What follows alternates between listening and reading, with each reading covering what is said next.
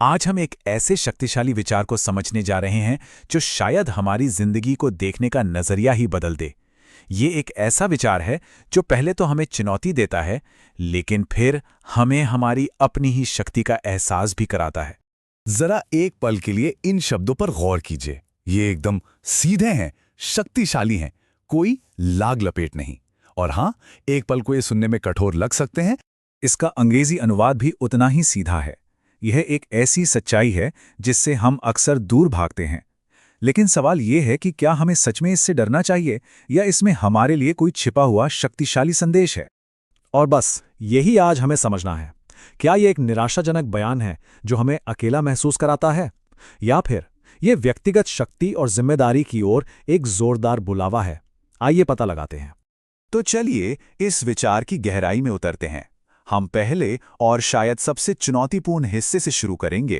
कोई तुम्हें बचाने नहीं आएगा। इसका असल में मतलब क्या है? देखिए, हम सब में कहीं ना कहीं ये उम्मीद होती है कि कोई आएगा और सब ठीक कर देगा। कोई हीरो, कोई सही मौका, या शायद किस्मत ही बदल जाएगी। लेकिन ये इंतजार हमें एक ऐसी जगह पर लाकर खड़ा कर देता है जहां हम सिर्फ उम्मीद करते रहते हैं और एक्शन लेना वो तो बंद ही हो जाता है। यहां पर फर्क बिल्कुल साफ है ना? एक तरफ है निष्क्रिय आशा वाली मानसिकता, बस इंतजार करना, कामना करना। और दूसरी तरफ है सक्रिय भागीदारी, हालात का आकलन करना, एक्शन लेना और फिर जो भी नतीजा हो उसकी जिम्मेदारी उठाना। एक मानसिकता हमें रोकती है, दूसरी हमें आगे बढ़ाती है। तो इसीलिए कोई बचाने नहीं आएगा को एक नकारात्मक या डरावनी बात की तरह नहीं देखना चाहिए। असल में ये एक मौका है। ये अपनी दिशा खुद तय करने की आज़ादी का ऐलान है। ये इस बात की घोषणा है कि हमारी जिंदगी का स्टीयरिंग व्हील हमारे अपने हाथों में है। चलिए अब आते हैं दूसरे और ज्यादा एक्शन वाले हिस्से पर। अपनी लड़ाई खुद लड़नी होगी। यहीं पर इस पूरे विचार की असली शक्ति छिपी हुई है। देखिए, जब हम लड़ाई शब्द सुनते हैं तो इसका मतलब किसी से झगड़ा करना या कोई शारीरिक टकराव नहीं है। यह जीवन की चुनौतियों के लिए, हमारी अपनी अंदरूनी बाधाओं के लिए और उन लक्ष्यों के लिए एक मेटाफर है जिन्हें हम पाना चाहते हैं। तो इस लड़ाई का असली मतलब क्या हुआ?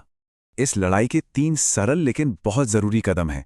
पहला, सच्चाई को स्वीकार करना, मानना कि हाँ, ये मुश्किल है, ये एक चुनौती है। दूसरा, अपने हथियारों को पहचानना, हमारे पास क्या है, हमारा अनुभव, हमारे स्किल्स, हमारी हिम्मत, ये सब। और तीसरा, एक सोचा समझा कदम उठाना, चाहे वो कितना ही छोटा क्यों ना हो, बस शुरुआत करना। असल में ये लड़ाई आक्रामकता के बारे में है ही नहीं, ये जिम्मेदारी लेने के बारे में है। ये अपने आप से कहने के बारे में है कि हाँ, ये मेरी चुनौती है और मैं इसका सामना करने के लिए तैयार हूं। तो जब हम इन दोनों शक्तिशाली विचारों को एक साथ लाते हैं कि कोई बचाने नहीं आएगा और हमें अपनी लड़ाई खुद लड़नी होगी, तो हमें क्या मिलता है? हमें एक पूरा दर्शन मिलता है। हमें मिलती है आत्मनिर्भरता। और आत्मनिर्भरता का मतलब ये बिल्कुल नहीं है कि हमें कभी मदद की जरूरत नहीं पड़ेगी। नहीं, इसका मतलब ये है कि हमारी शक्ति का जो प्राइमरी सोर्स है वो हम खुद हैं। खुद को बचाने का काम किसी और का नहीं, बल्कि हमारी अपनी लड़ाई लड़ने का ही नतीजा है। अब इस पूरे कथन को फिर से देखिए। अभी डरावना नहीं लगता है ना? अब ये सशक्तिकरण का, एम्पावरमेंट का एक मंत्र लगता है। एक ऐसी सच्चाई जो हमें बांधती नहीं बल्कि आजाद करती है। और यही इस पूरी बातचीत का सार है। बात अकेले होने की नहीं है, बात है ये समझने की कि जिस हीरो का हम इतनी बेसब्री से इंतजार कर रहे हैं ना, वो कोई और नहीं बल्कि हम खुद हैं। तो बस इसी एक विचार के साथ आज का ये विश्लेषण समाप्त करते हैं। सोचिएगा जरूर, किसी की जिंदगी में वो कौन सी एक चुनौती, लक्ष्य या बाधा है जिसकी जिम्मेदारी आज से उठाई जा सकती है और उसके लिए अपनी लड़ाई लड़ना शुरू किया जा सकता है।